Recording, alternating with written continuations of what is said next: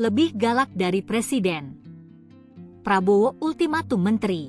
Presiden Prabowo Subianto menyatakan seluruh peraturan teknis, pertek, yang dikeluarkan oleh jajarannya harus seizin Presiden. Hal ini menanggapi banyaknya peraturan teknis yang dikeluarkan para menteri setelah adanya keputusan Presiden, Kepres, saat pemerintah berupaya memangkas birokrasi investasi yang berbelit-belit. Enggak ada lagi pertek-pertek. Pokoknya pertek dikeluarkan oleh kementerian harus seizin Presiden RI mudahkan, kata Prabowo dalam acara Sarasehan Ekonomi di Menara Mandiri, Jakarta Pusat, Selasa, 8 April 2025. Ia meminta menterinya berkomitmen untuk memangkas birokrasi sesuai dengan arahannya.